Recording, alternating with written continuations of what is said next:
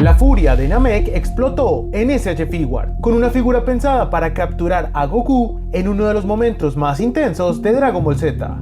Durante años, este legendario Super Saiyan se ganó un lugar especial dentro de SH Figuarts, una figura poderosa, reconocible y ligada directamente al combate final contra Freezer. Pero cuando se quiere representar un momento tan intenso, no basta con verse bien, también tiene que sentirse a la altura de esa batalla. Así que quédate, porque en este video vamos a descubrir si esta figura sigue estando a la altura de su nombre, o si Bandai tenía entre manos un Goku que todavía podía verse mucho más legendario. En empaque, esta figura presenta el diseño clásico que ya nos tiene acostumbrados SH Figuarts. Por la parte de atrás tenemos imágenes promocionales y algunas poses sugeridas, y por el frente tenemos logos oficiales y la ventana frontal para ver la figura completa. Así que sin nada más que detallar, vamos a ver con qué viene dentro del empaque. Goku viene en presentación de un blister, pero cargado de accesorios, donde tenemos la figura junto con 5 pares de manos además de los puños, su efecto de Kamehameha compuesto por varias piezas, fleco intercambiable para la cabellera base y cabellera adicional cuando Goku expulsa todo su poder. También tiene 4 rostros intercambiables con distintas expresiones. Rostro serio base que viene con la figura. Este tiene un excelente esculpido y definición, especialmente en los ojos, que transmite la ira del Super Saiyajin. Rostro confiado, con una excelente expresión, que también transmite la confianza que tiene Goku al convertirse en Super Saiyajin. Vemos que los detalles están muy bien cuidados y el rostro presenta una excelente expresión. Rostro enojado con los dientes apretados. Aquí el esculpido destaca por la definición del perfil de la nariz y la boca. Además, con los decals de los ojos que transmiten muy bien el enojo de esta expresión. Y finalmente, rostro gritando o expulsando ki, que también destaca por su esculpido, que logra capturar la esencia de Goku, especialmente en ese momento donde expulsa todo su poder. Este rostro funciona muy bien con esta cabellera, pero es mucho mejor con esta cabellera, donde ya no tenemos el flequillo en el frente y se puede ver mejor el rostro. Además, el esculpido de esta cabellera nos transmite la expulsión de energía que hace Goku al convertirse en Super Saiyajin. En detalles, este Goku Legendary sorprendió por su excelente esculpido y definición para el momento de su lanzamiento, siendo este uno de los mejores Gokus que tenemos en la línea y en la historia de SH Figuarts, donde destacaron especialmente todo el trabajo de esculpido en los músculos del cuerpo y capturaron muy bien la esencia para este Goku en este momento de la historia. Vemos también cómo trabajaron todo el daño de batalla, siendo esta una de las primeras figuras que logra este nivel para las versiones con daño de batalla. Vemos que trabajan piernas, por ejemplo, con su musculatura, y por encima viene todo el tema del pantalón rasgado, logrando ese realismo para el estilo de dibujo y la profundidad que requiere este tipo de esculpidos.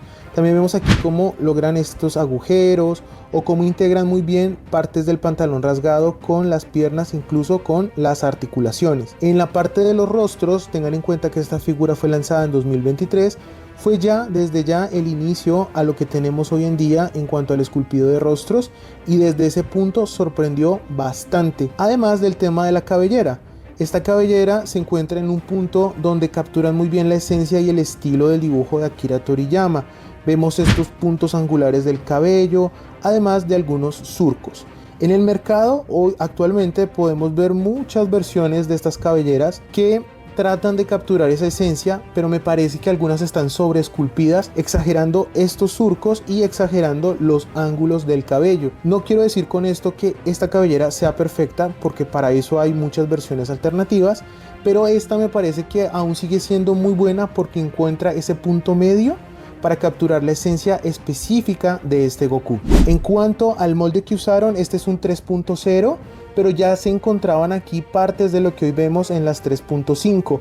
Hay cierta ingeniería y cosas de la articulación que vamos a revisar más adelante, pero lo que me pareció interesante es la mezcla de materiales. Ya empezaron a mezclar plástico flexible con plástico rígido para resolver temas de articulaciones, también para resolver temas de pintura, mezclando no solo materiales sino también distintos colores de los mismos plásticos. En general, esta fue una figura que sorprendió y marcó un estándar y un antes y un después para la línea, y actualmente sigue siendo muy bueno, incluso teniendo varios reissues a través del tiempo. En cuanto a la pintura, esta figura presenta la paleta de colores que define a Goku Super Saiyajin legendario. Sin embargo, como pueden ver, esta figura tiene un trabajo de custom paint con daño de batalla y luces y sombras por todo el cuerpo.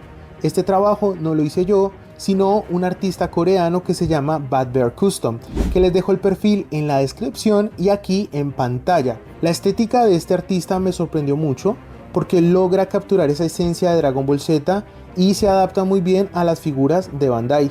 Vemos cómo encuentra ese equilibrio entre no sobreexcederse, por ejemplo, con las marcas de sangre, define muy bien los moretones, los golpes, el desgaste en general por delante y también por detrás. Pero aquí quiero darle un punto a Bandai, porque si bien el trabajo es del artista, y se los digo por experiencia, ya que después de ver esta figura, yo también empecé a hacer mis propios custom inspirado en esta técnica y en esta estética. Lo pueden ver, por ejemplo, en el Freezer Full Power del video anterior, que les dejo aquí en tarjetas, y en otros videos que ya he hecho en el canal mostrando esta técnica. Pero aquí destaco mucho estas líneas de golpes, de marcas, de desgaste, que podríamos pensar que son hechas por el artista, pero en parte no.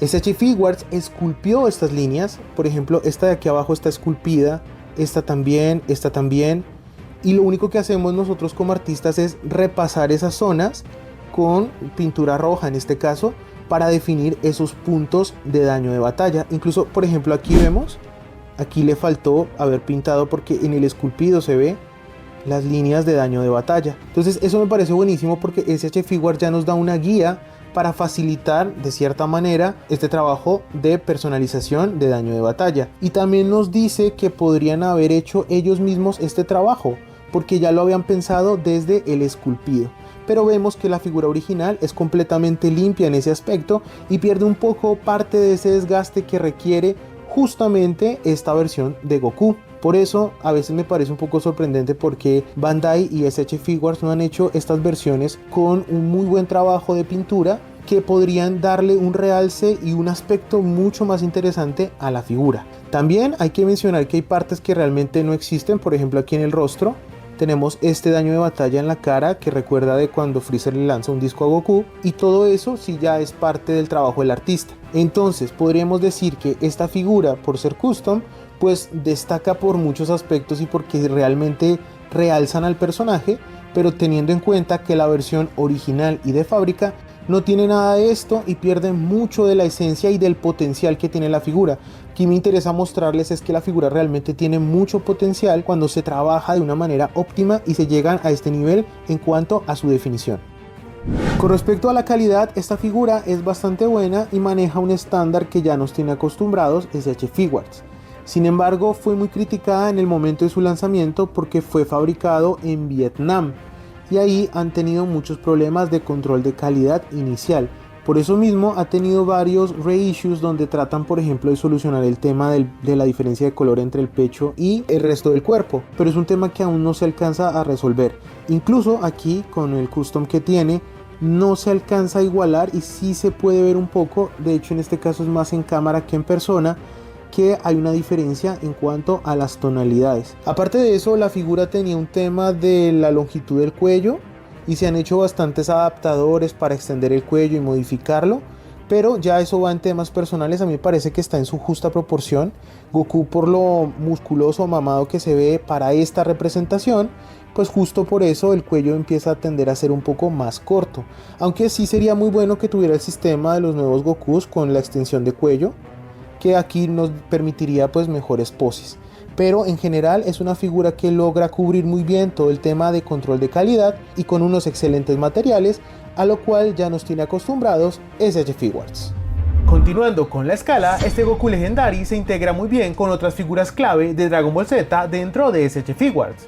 Junto a Vegeta de la saga de Namek, la figura mantiene una presencia coherente y funciona muy bien como parte de esa etapa de la línea. Y cuando lo ponemos frente a Freezer Full Power, su enemigo directo en ese momento de la historia, la escala cobra mucho más sentido. Ambos se sienten pensados para representar ese enfrentamiento final en Namek. Pero también es interesante verlo junto a otras versiones del mismo Goku. Con el nuevo Goku en estado base se integra bien dentro del display, a pesar de representar otra etapa y otro estilo del personaje. Y al compararlo con el Goku Super Saiyan de Games Begin, el contraste también funciona muy bien. Esa versión representa una lectura más reciente del Super Saiyajin, mientras que este Legendary se siente más agresivo, más marcado por el combate y con una silueta mucho más explosiva. La figura mide aproximadamente 13.5 centímetros hasta la frente y casi 17 centímetros hasta la punta del cabello, así que visualmente cumple muy bien como una representación poderosa del Super Saiyajin legendario. Y ahora vamos con las articulaciones y algunas decisiones de diseño que fueron determinantes para la evolución de la línea con este Goku. Empezamos por el cuello, buen rango de movimiento y sin limitaciones. Puede mirar arriba para las poses volando y mirar abajo para poses más desafiantes. Los brazos desde el hombro pueden girar 360 grados y elevarse mucho más allá de los 90 grados con mucha facilidad y un movimiento muy fluido. También tenemos el giro de 360 grados en bíceps y tríceps, así como en las muñecas, además de los codos con doble articulación. Y ahora vamos con la articulación de mariposa, que no tiene la tecnología actual, pero es muy buena para su momento, logrando este rango de articulación.